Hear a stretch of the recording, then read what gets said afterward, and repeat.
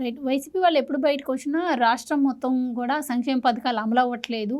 అప్పుల్లో కూరుకుపోతుంది. దీన్ని డైవర్ట్ చేసేందుకే చంద్రబాబు గారు మా పైన కేసులు పెట్టి డైవర్షన్ పాలిటిక్స్ చేస్తున్నారని మాట్లాడుతున్నారు. మరి ఈరోజు సాక్ష్యాధారాలతో సహా టీటీడీలో అందరూ దొరికిపోవటం జరిగింది. మరి దీనిపైన ఎవరు వైసీపీకి సంబంధించి ఒక్కళ్ళు కూడా బయటకొచ్చి మాట్లాడట్లేదు. ఒక సజ్జల రామకృష్ణారెడ్డి గారు తప్పించి ఎవరు బయటకొచ్చి మాట్లాడట్లేదు. మరి ఇప్పుడు చూస్తే ఎవరనుకోవాలి డైవర్షన్ పాలిటిక్స్ ఇంత జరుగుతుంటే దీనిపైన స్పందించకుండా పీపీపీ మోడల్లో మెడికల్ కాలేజీలను బయటికెళ్ళి మమ్మల్ని పోలీసులు అడ్డుకున్నారు అని చెప్పి బయట గొడవలు చేయడం, రాద్ధాంతం చేయడం ఏ విధంగా చూడాలి? అంటే వాళ్ళకి పట్టవా తిరుమల స్వామివారికి సంబంధించిన ఏ అంశం కూడా వైసీపీ వాళ్ళకి పట్టదంటారా? ఇవాళ రోజా గారు పాపం చేస్తున్నారు. ఆవిడ వచ్చి ధర్నా చేశారు, చూశారు కదా. ఏంటి, ప్రభుత్వ మెడికల్ కాలేజీలు ముద్దు, ప్రైవేటు కాలేజీలు వద్దు అనేది ఆవిడ నినాదం. తర్వాత జై జగన్, ఇవాళ కొత్తగా ఆవిడ జోహార్ వైఎస్ రాజశేఖర రెడ్డిని తలుచుకుంది ఆవిడ. అంటే ఇవాళ మీకు రెండు విషయాలు. ఒకటి, మళ్ళీ రాజశేఖర రెడ్డిని తెర మీదకి తీసుకొస్తున్నారు. అంటే ఇవాళ జగన్మోహన్ రెడ్డి ఏదైతే చెప్పారో 2.0 జగన్మోహన్ రెడ్డి 2029లో ముఖ్యమంత్రి అని, ఇవాళ ఒక తల్లి చెల్లి, ఒక వివేకానంద రెడ్డి హత్య, అంతకుముందు తండ్రి మరణం సంతకాలు, లేదు ఒక నారాసుర రక్త చరిత్ర, ఇవేవి ఇవాళ లేవు. కాబట్టి ఎలక్షన్స్ ముందు ఏ తండ్రి ఫోటో అయితే తీసేశాడో అది ఇవాళ మళ్ళా అంటే తండ్రిని తలుచుకోవటం అనేది ఒకటి జరిగింది. రెండోది, ఇవాళ అసలు రోజా చేయాల్సిన పని ఏంటంటే పీపీపీ మోడల్లో మెడికల్ కాలేజెస్ కట్టడం గురించి మాట్లాడకూడదు. ఎందుకంటే ఆవిడ తిరుపతికి చెందిన వ్యక్తిగా ఆవిడ ఏం మాట్లాడాలి? ఫస్ట్ కల్తీ నెయ్యి గురించి మాట్లాడి కల్తీ నెయ్యి వాడలేదు అని ప్రూవ్ చేయగలగాలి. అట్లీస్ట్ షీ హ్యాస్ టు, అంటే ఒక స్పందన తెలియజేయాలి. ఇది ధర్మారెడ్డి గారు ఒప్పుకున్నారు, అంటే అప్పటికి ఇంకా ఒప్పుకున్నట్లేదు, పోనీ ధర్మారెడ్డి గారిని విచారిస్తున్నారు, అది అందులో నిజానిజాలు బయటపడితే కానీ నేను మాట్లాడలేను అనేనా ఒక మాట చెప్పాలి. కాకపోతే అంబటి రాంబాబు గారు ఇండైరెక్ట్ గా ఒప్పేసుకున్నారు మొన్న వ్యాఖ్య చేయడంతో. అదే మిగతా వాళ్ళు కూడా స్పందించారు. మొన్న అంబటి రాంబాబు రెండు రకాలుగా మాట్లాడారు. ఒకటి, మీరు అన్నట్టుగా భోజనం చాలా అద్భుతంగా ఉందని చెప్పి మళ్ళీ నెక్స్ట్ డే మాట మార్చాడు. ఆయన మాట మార్చాక కల్తీ నెయ్యి విషయం ఆయనే తీసుకొచ్చి మళ్ళా జగన్మోహన్ రెడ్డిని ఇరికిచ్చాడు. మనం మాట్లాడుకున్నాం దాని మీద. సో ఇవాళ అంటే మొన్న ఆయన మాట్లాడింది తప్పు, కల్తీ నెయ్యి వ్యవహారం నిజమే అనేది ఇవాళ ధర్మారెడ్డి ఒప్పుకున్నాడు. ధర్మారెడ్డి ఇవాళ మీరు ఇందాక చూసారు, ఆయన వెళ్ళిపోతూ తలుపేసేసుకుని ఆ లడ్డు తీసుకోవడానికి ఇష్టపడక, అంటే మొహం చెల్లలేదు. ఇప్పుడు ఒక పామాయిల్లో వాళ్ళ రసాయనాలు కలిపి, అసలు మీరు ఊహించండి. అసలు నాకు ఎక్కడ కోపంగా ఉందంటే గోవర్ధన్ గారు, ఈ 5 సంవత్సరాలు మీరు ఇంతమంది భక్తుల మనోభావాలతో ఆడుకున్నారు. ఇలాంటప్పుడు సౌదీ అరేబియాలో చట్టాలు అమలు చేయాలా వద్దా? ఇవాళ ధర్మారెడ్డిని కావచ్చు, వైవి సుబ్బారెడ్డిని కావచ్చు, కరుణాకర్ రెడ్డిని కావచ్చు, లేదు జగన్మోహన్ రెడ్డిని కావచ్చు, వీళ్ళ నలుగురిని తిరుమలలో భక్తులకు అప్పచెప్పాలి. కోర్టులన్నీ వాళ్ళు ఇచ్చేశాక తీర్పు తీసుకెళ్ళి వెంకటేశ్వర స్వామి ముందు నిలబెట్టి తీర్పు ప్రజల్ని ఇమ్మని అడగాలి. ఎందుకంటే 5 సంవత్సరాలు కల్తీ నెయ్యితో మాకు మీరు లడ్డూ తినిపించారు. ఇందులో ఎంతమంది ఆరోగ్యాలు పాడయ్యాయో తెలీదు. వెంకటేశ్వర స్వామి భక్తులు అంటే మామూలుగా ఉండరు, మనందరికీ తెలుసు. ఏ భక్తులైనా మామూలుగా ఉండరు, వెంకటేశ్వర స్వామి భక్తులు అంతకంటే మామూలుగా ఉండరు. వాళ్ళకి కడుపులోంచి వచ్చే ఆ బాధకి నివృత్తి ఏంటి?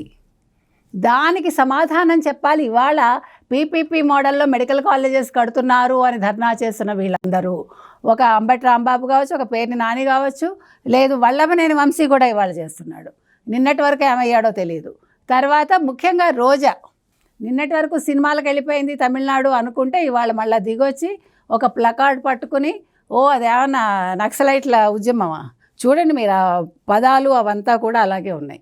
అందుకని ఆ మాట వాడాను నేను. కాబట్టి ఇవాళ సమాధానం చెప్పాల్సింది వీళ్ళందరండి. వీళ్ళందరికంటే ముఖ్యంగా ఇవాళ జగన్మోహన్ రెడ్డి స్పందించాలి. సిగ్గుంటే జగన్మోహన్ రెడ్డి అనే వ్యక్తి స్పందించాలి. ఎందుకంటే ఇవాళ జగన్మోహన్ రెడ్డి తిరుమల సెట్టింగ్ వేయించుకుని వాళ్ళ ఇంట్లో, మనకు గుర్తుంది, ఆ రోజు ప్రసాదం ఇలా తుడిచేసుకుని, ఆ రోజు తీర్థం ఇలాగా పక్కకు పోసేసి, సిగ్గుందా జగన్మోహన్ రెడ్డి నీకు? నువ్వు తిరుమల తిరుపతి దేవస్థానం గురించి మాట్లాడతావా? మీరు దోచుకున్నారు, హిందువుల సొమ్ములు దోచుకున్న క్రిస్టియన్స్ మీరు. ఈ మాట ఖచ్చితంగా అంటాను నేను. ఎందుకంటే వీళ్ళకి సిగ్గు బుద్ధి ఏమీ లేదు. దేవుణ్ణి కూడా దోచుకుని దేవుడి సొమ్ముతో నిన్న మనం చూసామండి 250 కోట్లు. వీళ్ళెవరు ఆ విపిన్ జైనా వాడెవడు, వాళ్ళిద్దరు ఆ జైన్స్, వాళ్ళిద్దరు అంతకుముందు వాళ్ళు డ్రైవర్లుట. ఆ డ్రైవర్లు వాళ్ళ డైరెక్టర్స్గా 250 కోట్లు తినేశారు. తర్వాత ఇంకొక కంపెనీ వాళ్ళు ఎంత 137 పాయింట్ ఎంతో తినేశారు. వీళ్ళే 400 కోట్లు తింటే, వీళ్ళే 400 కోట్లు కల్తీ నెయ్యిలో తింటే జగన్మోహన్ రెడ్డి ఎంత తిన్నాడు, ధర్మారెడ్డి ఎంత తిన్నాడు, సుబ్బారెడ్డి ఎంత తిన్నాడు, కరుణాకర్ రెడ్డి ఎంత తిన్నాడు, లెక్కలు తీయమనండి.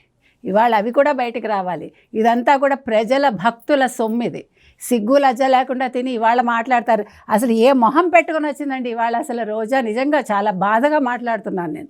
వెంకటేశ్వర స్వామితో ఆడుకున్నారు వీళ్ళందరూ. ఇవాళ ఇందాక సత్యమూర్తి గారు చెప్పినట్టుగా ఇవాళ వెంకటేశ్వర స్వామి కళ్ళు తెరిచాడు ఆయన. ఇది ఉగ్రరూపంగా మారకపోతే నన్ను అడగండి.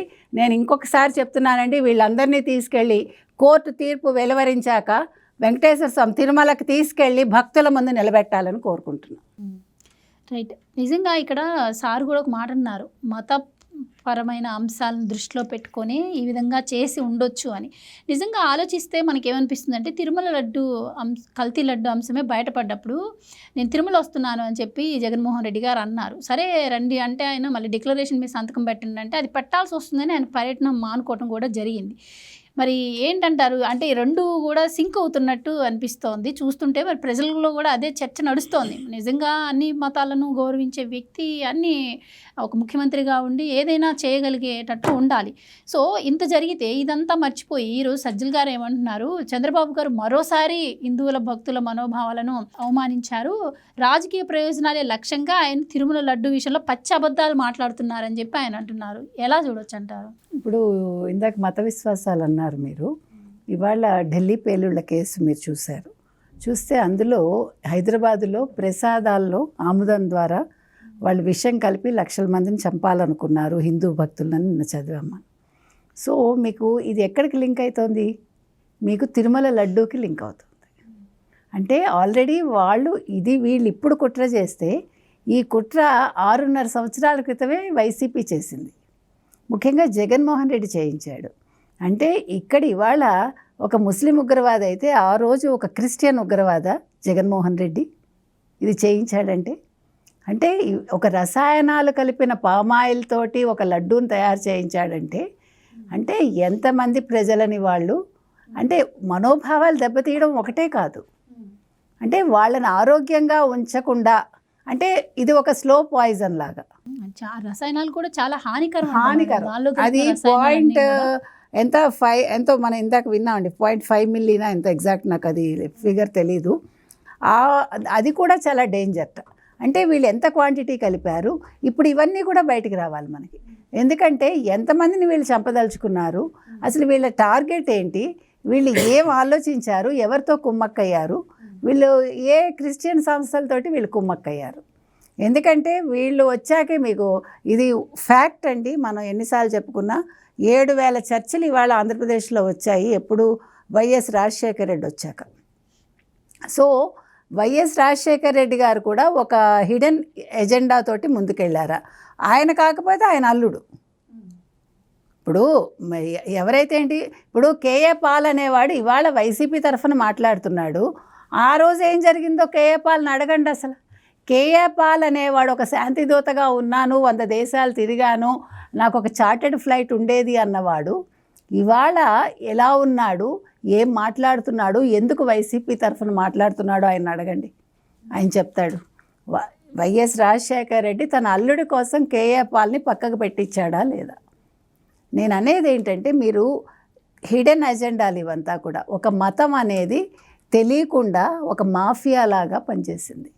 ఆ మాఫియా ఈరోజు తిరుమల లడ్డూ దాకా వెళ్ళి ఇవాళ ప్రసాదాల గురించి మాట్లాడుతున్నారు. హైదరాబాదులో ప్రసాదాలతో దొరికిన వాళ్ళు చేద్దాం అనుకున్నారు.